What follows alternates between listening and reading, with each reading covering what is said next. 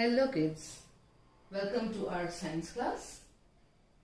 As you know, in the previous session we have learned the meaning of decomposition reaction, and in that video we have also seen the three types of reaction, their definitions and examples in detail.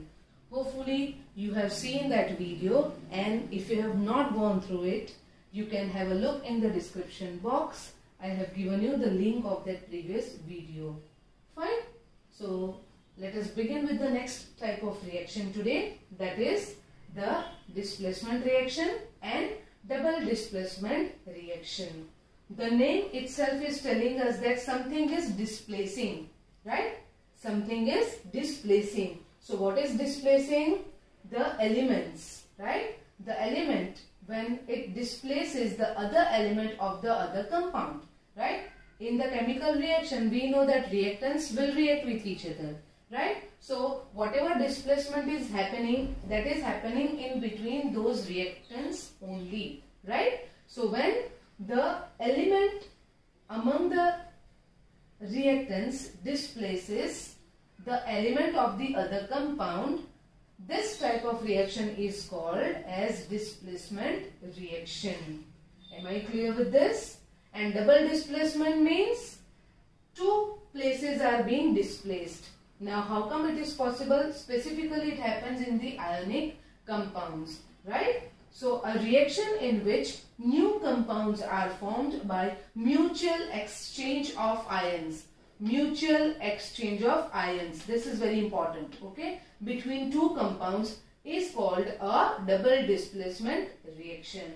This definition is given in your textbook also, that the reactions in which there is exchange of ions between the reactants, that is when the chemical reaction is happening, so among these reactants, when the exchange of ions will take place, that type of reaction is known as double displacement reaction. In this case, only one element is displacing the other element of the other reactant. Are you getting? Whereas here, if suppose two reactants are there, so these ionic compounds, I can say, the ions of both the compounds will get exchanged. Am I clear with this? So that type of reaction is known as double displacement reaction. Fine.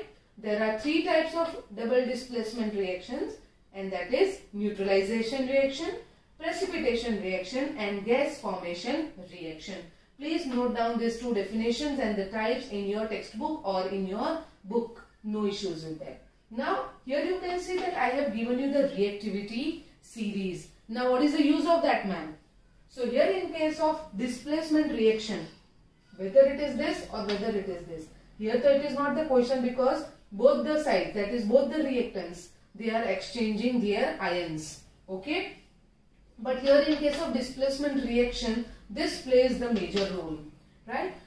You have to learn this reactivity series. Sometimes it becomes difficult that how to remember this, because like when we are in the pressure, right, specifically in the exam time, so that time we forget everything because for us all the elements are the same, right? So we have a shortcut to remember this series, specifically from potassium till hydrogen. So the method is Kedarnath बाबा के माली ने आलू जरा फीके नहीं spicy पकाए हैं. I will repeat it. Kedarnath बाबा के माली ने आलू जरा फीके नहीं स्पाइसी पकाए हैं. Right? So that is the kind of shortcut way I remember the reactivity series. Okay? And the last four elements, that is copper, silver, gold and platinum. Copper, silver, gold, platinum. If we notice, these are the metals or these are the elements, I can say, in our day-to-day life we are using all these four metals, among which this is the cheaper one, followed by silver, gold and platinum, right? Platinum is the costliest metal. Is this clear? Right? The ornaments which we purchase, the platinum ones, they are the costlier ones. So you can remember the reactivity series in this manner. Am I clear? I'll repeat.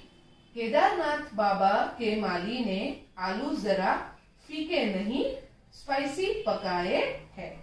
Okay? So please remember the way you want. This is a shortcut way I have tried to show you. Fine. Now why you need to remember this reactivity series? So here in case of displacement reaction, the most reactive metals, that is the metals which you can see, the elements which you can see above hydrogen, they are the reactive ones, and here you can see the blue arrow that is showing the reactivity capability of the particular element. That is, potassium is the most reactive metal, followed by sodium and so on, and platinum is the least reactive metal. These are the least reactive metals, right? That is why these metals are usually used in our day-to-day life. Okay? In the previous grades, you have learnt that potassium and sodium, they are kept in kerosene, right? Why so? Because when they come in contact with the air, immediately they react.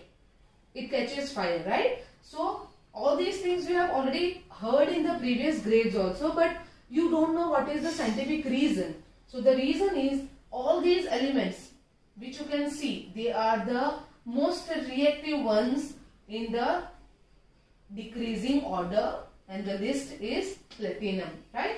So these reactive metals, when react with the least reactive metal, what they will do? They will displace this least reactive metals. In our day-to-day life also we are facing this, right? The stronger ones, they always feel that they are superior ones than the weaker ones, right? अगर आपकी class में कोई बहुत ऐसा बच्चा है who is very cunning or who is very bold and strong, like जो अपने like every time he or she only wants that he or she is only the right and you are nowhere, you are nothing and all, right? So that way, here in case of elements also, the most reactive ones, they will displace the least reactive ones, and even these are the least reactive ones as compared to the upper elements. Is this clear? So before we proceed with this displacement reaction and double displacement reaction with the examples, it is very necessary for you to remember this reactivity series. Okay? Now let us discuss about this activities which is given in your textbook. Look at the setup, right? What you all have to do, you have to take iron nails and you have to rub it with, or you have to clean it with the sandpaper. Why we need to do that?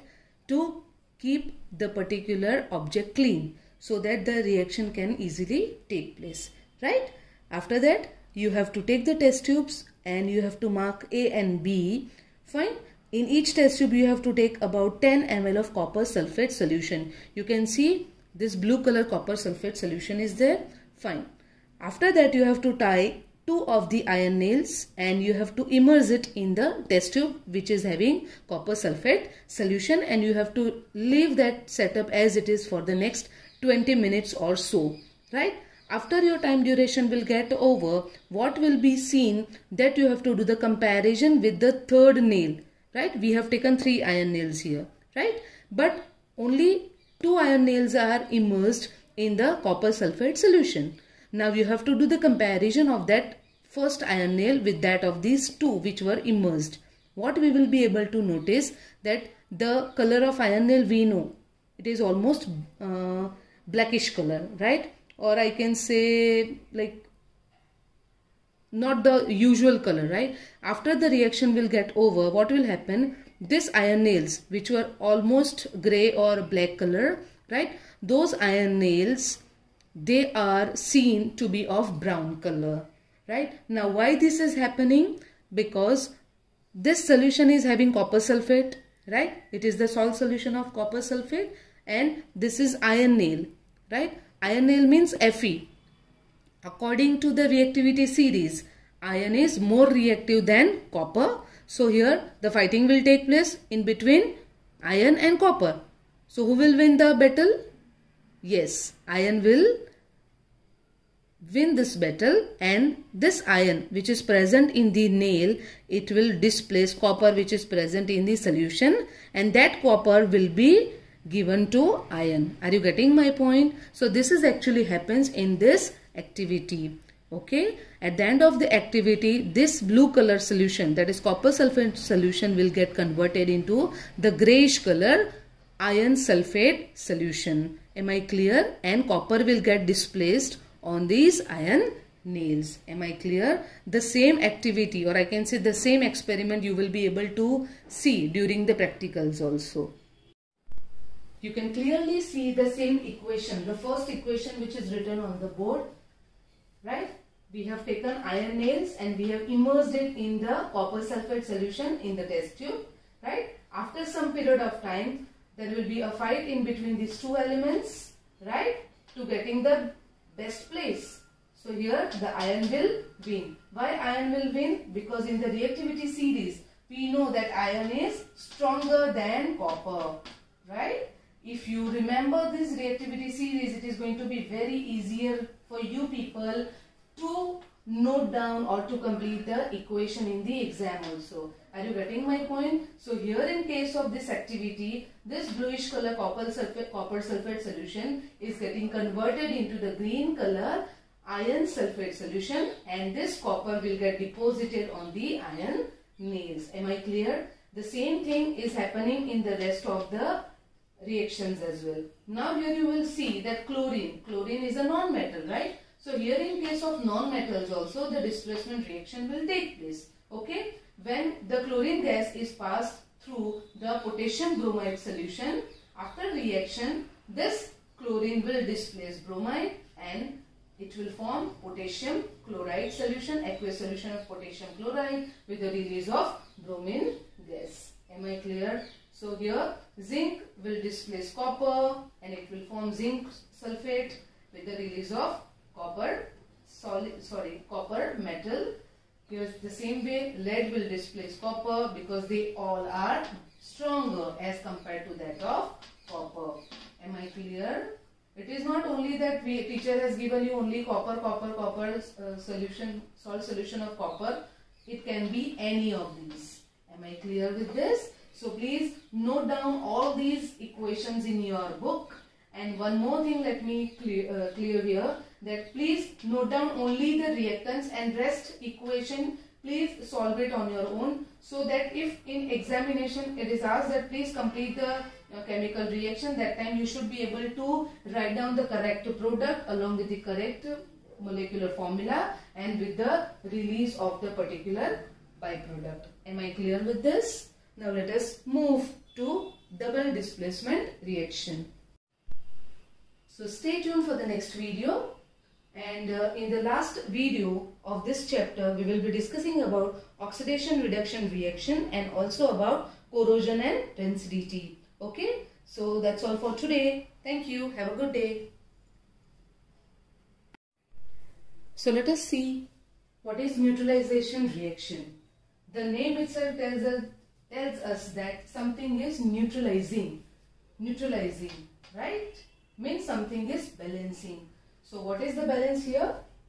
When acid and base, when they react with each other, they will balance each other, and what they will form? They will form salt and water. So the definition of neutralization reaction will be like this, that the reaction in which acid and base react with each other to form salt and water, that reaction is called neutralization reaction. Please note it down on the same page as I said. Okay, I have tried to give you the example that when hydrochloric acid reacts with sodium hydroxide, this is acid and this is base. Okay, you can see that hydrogen is coming this side and sodium is going that side, right? Exchange of ions, that is mutual exchange of ions has been taken place here. That is why this reaction is known as double displacement reaction. Okay, when the exchange is over, that is after the chemical reaction is over, what we will get? We get sodium chloride, that is salt, and water. Am I clear? Now we will move to the next reaction, that is precipitation reaction. Precipitation reaction means in which the precipitates are formed. Fine.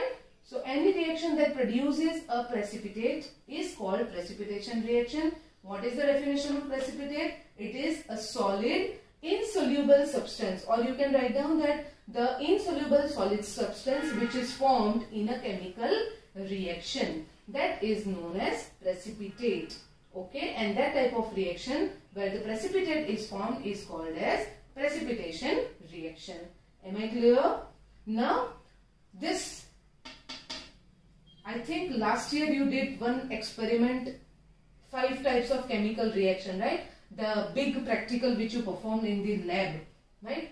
What you did, that sodium sulfate and barium chloride, when they are added in a test tube, exchange of ions will take place with the formation of white precipitate of barium sulfate and sodium chloride.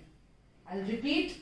When these two reactants, that is sodium sulfate, reacts with barium chloride, the exchange of ions will take place with the formation of insoluble white precipitate called barium sulfate and sodium chloride.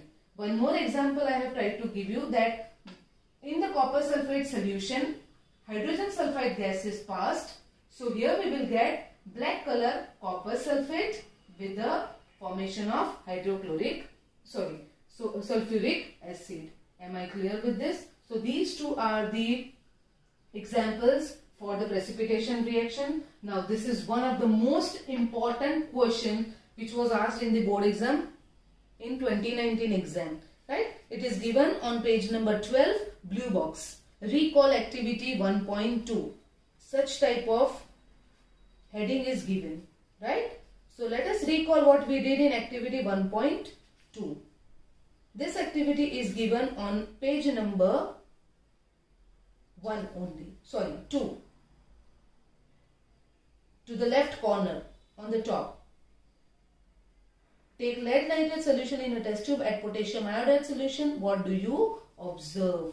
Right? So that time we did not discuss, because if I would have explained you that time only, it won't be possible for you to understand what I want to say. So let us discuss that activity right now, that we are taking lead nitrate and potassium iodide in a test tube. So when these reactants will react with each other, what do we get? We get yellow color lead iodide precipitates with the formation of potassium nitrate. This is the most important question. Please note it down in your textbook on page number 12, blue box. Okay, 3 questions are also there. We will be discussing about that as well right now.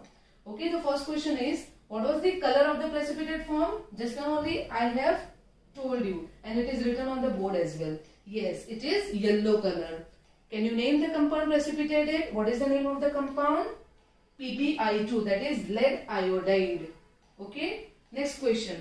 Write the balanced equation for the reaction. It is written on the board. You can note it down. And is this also a double displacement reaction? Is it a double displacement reaction?